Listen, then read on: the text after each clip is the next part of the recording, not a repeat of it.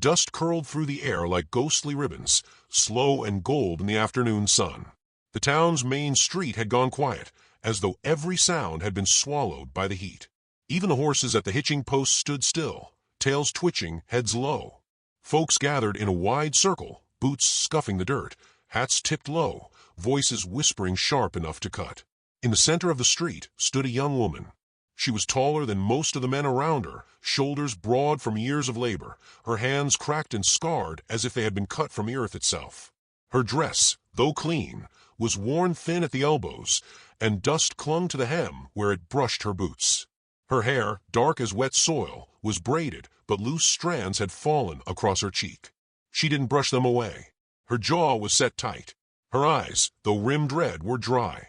A man stood before her, a wiry figure with a face pinched by bitterness. He was her brother, though no one would have guessed by how he looked at her. He gripped her arm hard enough to leave marks, then gave her a shove that made her stumble back a step. "She's yours for $2, he called to the crowd, his voice cold and clipped. "She eats more than she's worth. She ain't done right by no man, and she won't. But someone here might take her off my hands. I'll not have her wasting another pound of my grain." The whispers turned into a low ripple, a sound like wind moving through grass. The woman heard every word. Too big, too much, too hard to marry off. Her chest burned, but she stayed where she was, her boots planted deep in the dirt. Nobody moved at first. Some looked away out of pity, others out of shame. One man laughed, a short, ugly bark, and spat into the dirt. Another asked if she came with the mule. Her brother's lip curled. "Well, don't stand there gawking. She's strong as any ox you'll find this side of the Pecos. You want someone to haul wood, mend fence, keep house. Here she stands. Take her, or she sleeps under the stars tonight." The girl turned her head and looked down the road, toward the wide stretch of land that led to nowhere. The thought of sleeping out there, alone, struck something deep inside her, but she didn't beg. She wouldn't. In her mind, she was already gone. She thought of the years spent cooking meals she never tasted, patching clothes she never wore, working fields until her palms bled. She thought of the nights she lay awake, staring at the rafters, wondering what she had done wrong to be born in a body the world decided was too much. She had learned young that her worth was measured like grain, weighed and judged until the scale tipped against her. A voice cut through the murmurs, steady and low. "I'll take her." The crowd turned. He stood just beyond the circle, one hand resting on the neck of his horse.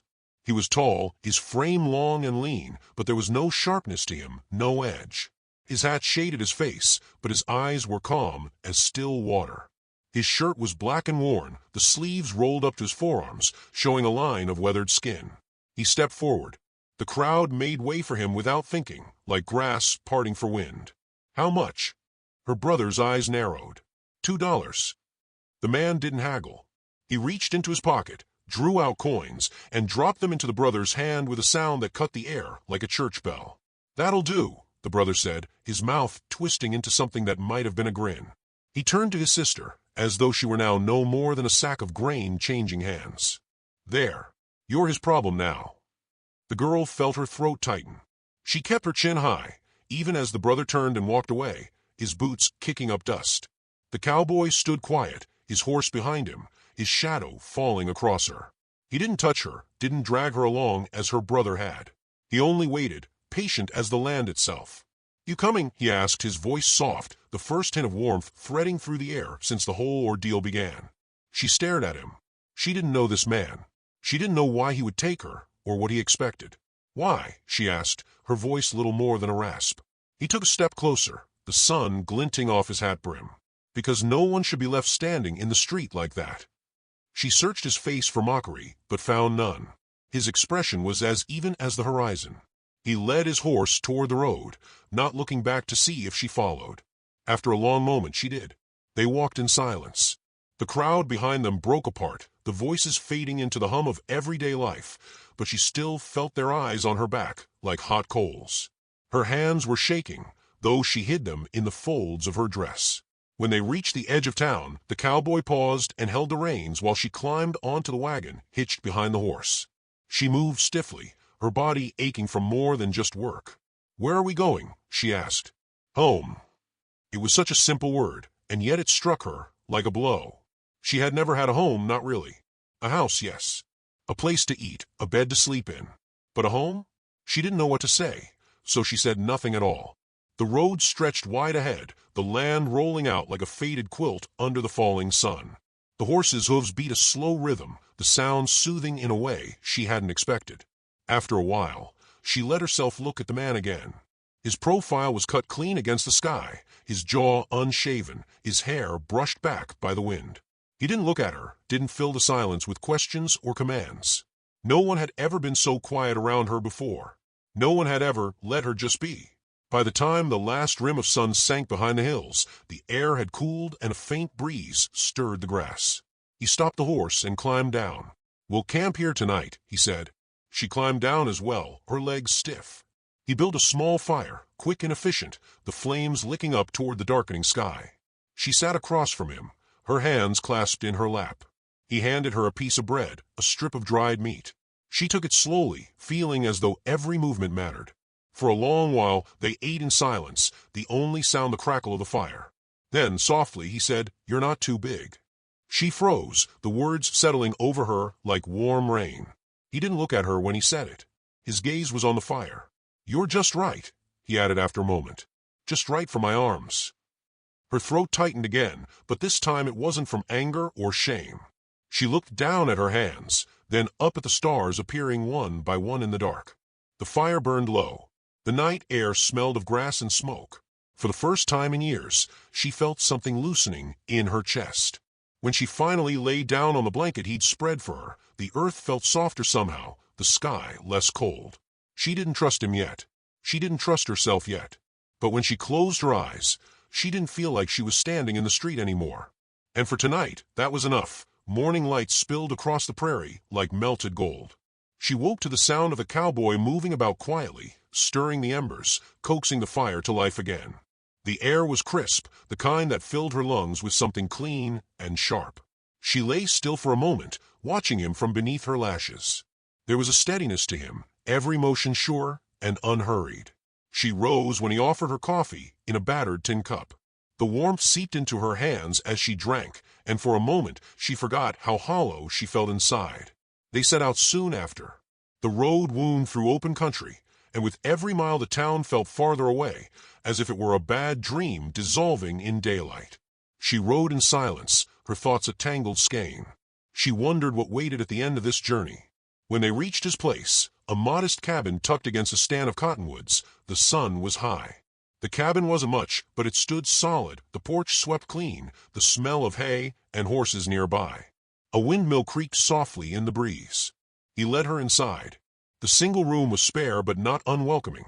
A table, 2 chairs, a stove, a narrow bed in the corner. A pair of boots by the door, a book left open on the windowsill. It looked lived in, cared for. "You can have the bed," he said simply, setting down her bundle of things. She blinked. "Where will you sleep?" He nodded toward the porch. "I've slept under worse roofs." Her throat tightened. She turned away so he wouldn't see her face. Over the next days, a quiet rhythm took hold. She swept the cabin, cooked simple meals, fetched water from a pump. He mended fence, worked his horses, came back with his shirt damp from sweat and his hair stuck to his forehead. He thanked her for supper every night, in that low voice that made her heart stutter. At first she waited for the other boot to drop, for the sharp word, the backhanded comment. But none came. He didn't hover over her, didn't push, didn't pry. When she spoke, he listened. When she was silent, he let her be. The silence between them began to change. It was no longer the kind that gnawed, but the kind that wrapped around her like a warm blanket. Some evenings they sat on the porch as the sky blushed red and gold, listening to the crickets sing. She began to laugh again, quietly, almost shyly, at the little things he said, the way he teased the dog or muttered to himself when a nail bent wrong. But the old voices in her head were not so easily silenced. One afternoon she went into town with him. The trading post was crowded, men leaning against the rail, women gossiping under the awning. The moment she stepped down from the wagon, the whispering started. "That the one he bought," someone said. "She'll break his back before she breaks a horse," another muttered. A third laughed. Man must have been desperate. Her cheeks burned. She kept her eyes on the ground, following him inside, wishing she could disappear into the floorboards. By the time they returned to the wagon, her stomach was in knots. She climbed up without a word, clutching her skirt in her fists. He noticed. "You all right?" She nodded too quickly. "Fine." But she wasn't. That night she couldn't sleep. She lay awake staring at the rafters, those old, cruel words echoing until they drowned out the sound of the crickets. By morning, her mind was made up. When he came in from the barn, she was standing by the table, her bundle packed. "I should go," she said. He froze. "Go where?" "Anywhere," she whispered. "You don't need me here. I can't have folks looking at you like I'm a joke you brought home." For the first time, something sparked in his eyes, not anger exactly, but something fierce. "You think I care what they say?" Her voice cracked. "You should. You deserve better than this." He crossed the room in 2 steps, his boots loud on the floor. "Better than what? A woman who works from dawn to dusk? Who holds her head high after being thrown away like a sack of grain? Who cooks a better stew than I ever managed in my life?" She stared at him, her breath caught. "You think you're too much," he said softly. "But you're exactly what I prayed for." She blinked, tears spilling before she could stop them. "Let them talk," he said, his voice like steel sheathed in velvet. "Let them laugh. They don't get to decide what's worth loving." Her knees gave out, and she sank onto the chair, covering her face. The sobs came hard, tearing out years of shame, nights of loneliness, the memory of every cruel word ever spoken over her. He knelt beside her, his hand hovering before he set it gently over hers. "I don't need you to be less," he said. "I just need you to stay." When the storm inside her finally eased, she lifted her face. His thumb brushed a tear from her cheek, his touch light as rain.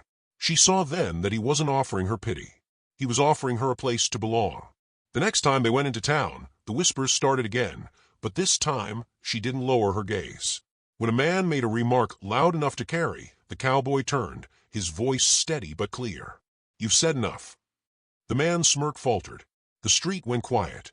"She's mine," the cowboy said, not as a claim but as a vow. "And she's worth 10 of any man who'd stand here running his mouth." No one said another word. As they rode home, the wind tugging at her hair, she felt something shift deep inside. The weight she had carried for so long seemed lighter now, as though some invisible rope had been cut. By the time they reached the cabin, the sun was setting. He swung down from the saddle, then turned and held up a hand to her. "Come on." She hesitated only a second before taking it. His hand was rough, warm, sure. He lifted her down with ease, steadying her as her boots touched the ground. "You're just right," he said again, so softly she almost thought she imagined it. This time she believed him. That night they sat together on the porch, the stars strewn thick across the sky like spilled salt. She leaned against him, and he wrapped an arm around her, holding her as though she were something precious. For the first time, she felt completely still inside, like a pond when the wind dies down. And as she closed her eyes, she thought that maybe love wasn't about finding someone who fit the world's measure of enough. Maybe it was finding the arms that made you forget you were ever weighed at all. Sparkles, if this tale touched your heart, saddle up with us for more Wild West stories, hit subscribe, and ride along for the next one.